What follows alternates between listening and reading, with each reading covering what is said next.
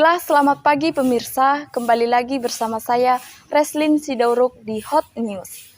Akhir-akhir ini curah hujan tinggi melanda di Jalan Anggrek nomor 24A, Medan, Sumatera Utara, membuat perguruan Katolik Asisi Simpang Selayang terendam banjir.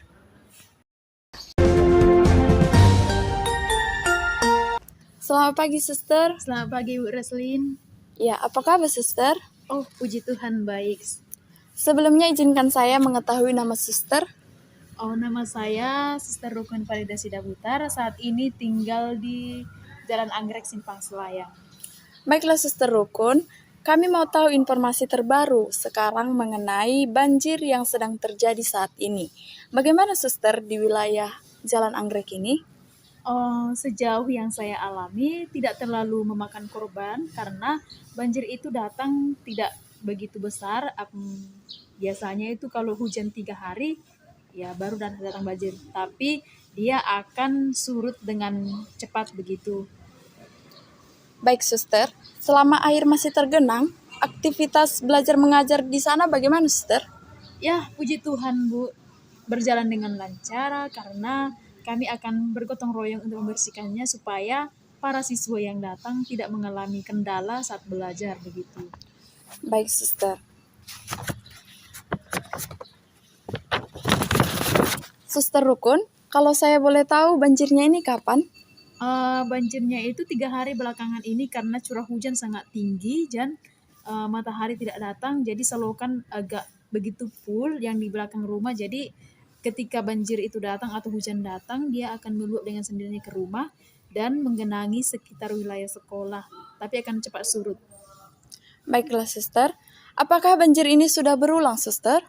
Ya, boleh dikatakan bisa berulang karena sekali 3 bulan banjir akan datang dan tidak bisa kita prediksikan tanggal berapa dia datang. Jadi ketika hujan atau curah hujan deras, maka banjir itu akan datang dengan sendirinya begitu.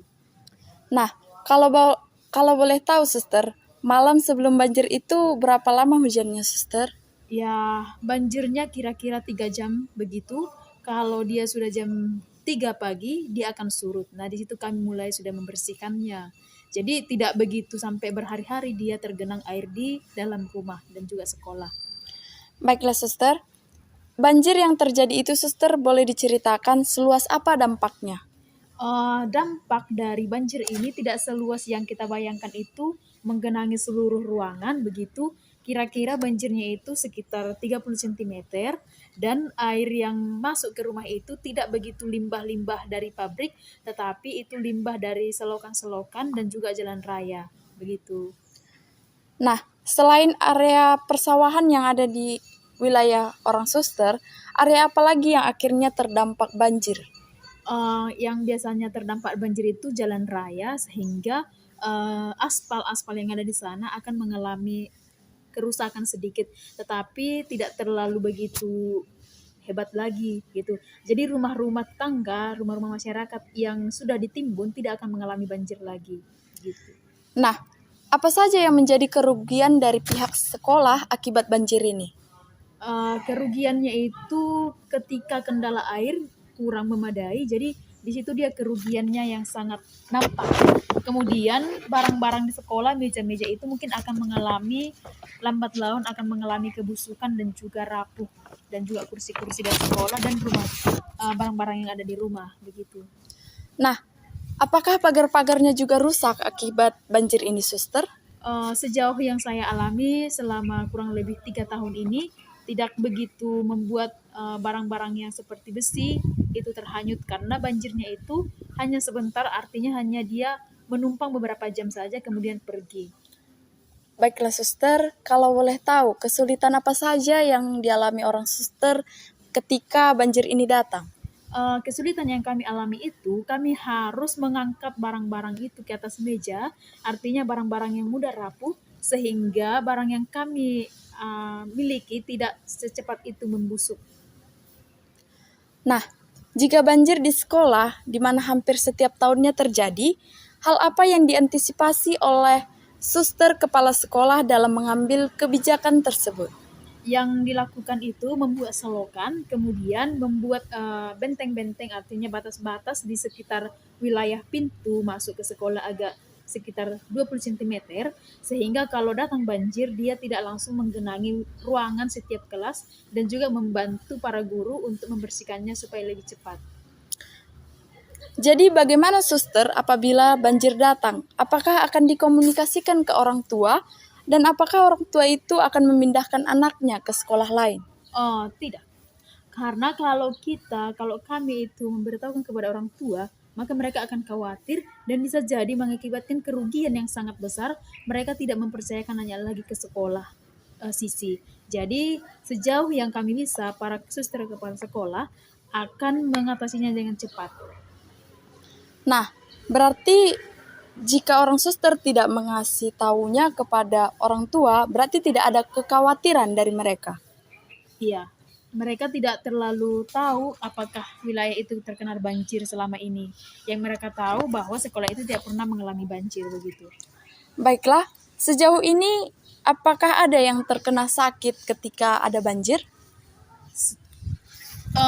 Yang kami alami begitu, Bu, tidak ada yang mengalami sakit karena kalau datang banjir kami akan memakai perlengkapan seperti sepatu bot dan juga yang bisa melindungi tubuh. Jadi tidak terlalu banyak yang mengagetkan iritasi atau gatal-gatal. Palingan airnya itu bau dari selokan begitu saja. Baik, suster. Jadi keluhan-keluhan apa saja yang didapatkan orang suster dari murid-murid? Keluhan dari murid-murid tidak ada, Bu, karena mereka tidak mengalami langsung kejadian tersebut.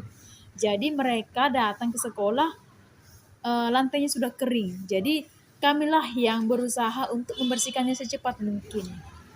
Nah, sejauh ini suster yang suster ketahui, apakah banjir ini mendapatkan perhatian dari pemerintah setempat? Tidak mendapatkan perhatian karena ini adalah banjir lokal, ibaratnya banjir lokal sudah berulang-ulang kali terjadi dan tidak membutuhkan biaya yang banyak untuk mengatasi kerusakan-kerusakan barang yang ada. Nah, menurut suster, apa yang menjadi solusi untuk mengatasi banjir ini? Apakah hujan datang terus-menerus akan menjadi hal yang gempar menurut suster?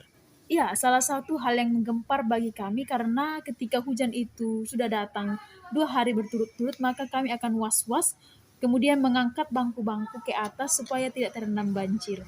Jadi, perasaan kami itu seperti rasa cemas karena kita tidak akan bisa tidur dengan nyenyak, itu saja. Oke, baik suster Rukun. Terima kasih atas waktunya. Kita harapkan kondisi dari wilayah Jalan Anggrek ini membaik serta adanya antisipasi dari warga maupun dari pemerintah setempat. Sekali lagi terima kasih atas waktunya Suster Rukun. Terima kasih Bu Raslin.